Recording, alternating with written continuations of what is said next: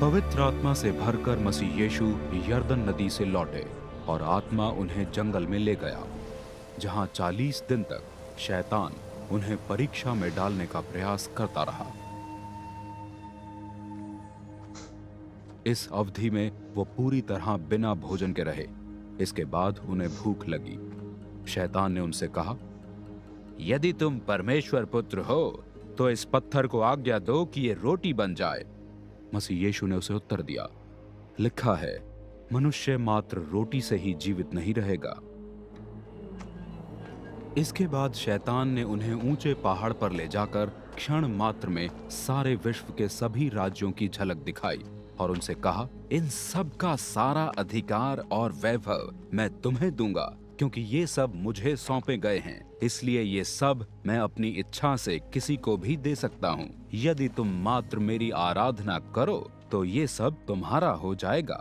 मसीह यीशु ने इसके उत्तर में कहा, लिखा है, तुम केवल प्रभु अपने परमेश्वर की ही वंदना करना तथा मात्र उन्हीं की सेवा करना। इसके बाद शैतान ने उन्हें यरूशलेम ले जाकर मंदिर की चोटी पर खड़ा कर दिया और उनसे कहा, यदि तुम परमेश्वर पुत्र हो तो यहाँ से कूद जाओ, क्योंकि लिखा है, वो अपने स्वर्ग दूतों को तुम्हारी सुरक्षा के संबंध में आज्ञा देंगे तथा वे तुम्हें हाथों हाथ उठा लेंगे कि तुम्हारे पांव को पत्थर से चोट न लगे।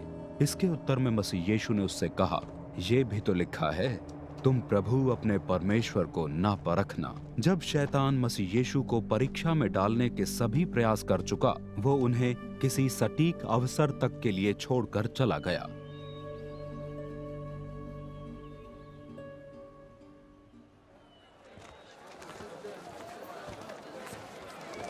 मसीह यीशु आत्मा के सामर्थ्य में गलील प्रदेश लौट गए। नजदीकी सभी नगरों में उनके विषय में समाचार फैल गया। मसीह यीशु यहूदी सभागृहों में शिक्षा देते थे तथा सभी उनकी सराहना करते थे। मसीह यीशु नाजरेत नगर आए, जहां उनका पालन पोषण हुआ था। शब्बात पर अपनी रीति के अनुसार वो यहूदी सभागृह में जाकर पवित्र शास्त्र पढ़ने के लिए खड़े हो गए। उन्हें भविष्यद्वक्ता यशायाह का अभिलेख दिया गया। उन्होंने उसमें वो जगह निकाली जहां लिखा है, प्रभु का आत्मा मेरे साथ है, क्योंकि उन्होंने कंगालों को सुसमाचार देने के लिए मेरा अभिषेक किया है। उन्होंने मुझे बंदियों के छुटकारे का प्रचार, अंधों को रोशनी, कुचले हुओं को कष्ट से छुड़ाने तथा प्रभु की कृपा दृष्टि के समय के प्रचार के लिए भेजा है।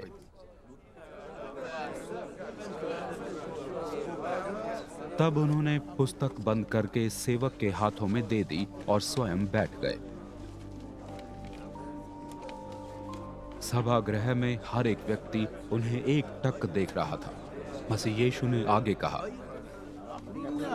आज आपके सुनते सुनते ये लेख पूरा हुआ। सभी मसीह यीशु की सराहना कर रहे थे तथा उनके मुख से निकलने वाले सुंदर विचारों ने सबको चकित कर रखा था। वे आपस में पूछ रहे थे, ये योसेफ का ही पुत्र है ना? मसीह यीशु ने उन्हें संबोधित करते हुए कहा, मैं जानता हूं कि आप मुझसे ये कहना चाहेंगे, अरे चिकित्सक, पहले स्वयं को तो स्वस्थ कर, अपने गृह नगर में भी वो सब कर दिखा जो हमने तुझे कफरनहूम में करते सुना है।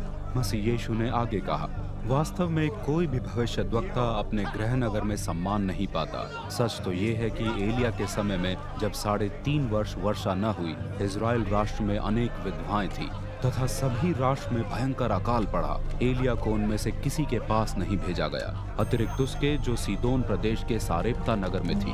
वैसे ही भविष्यद्वक्ता एलीशा के समय में इजराइल राष्ट्र में अनेक कोढ़ रोगी थे, किंतु सीरियावासी नामान के अतिरिक्त कोई भी शुद्ध नहीं किया गया। ये सुनते ही यहूदी सभागृह में इकट्ठा सभी व्यक्ति अत्यंत क्रोधित हो गए। उन्होंने मसीह यीशु को धक्के मारते हुए नगर से बाहर निकाल दिया और उन्हें खींचते हुए उस पर्वत शिखर पर ले गए जिस पर वो नगर बसा हुआ था, कि उन्हें चट्टान पर से नीचे धकेल दे।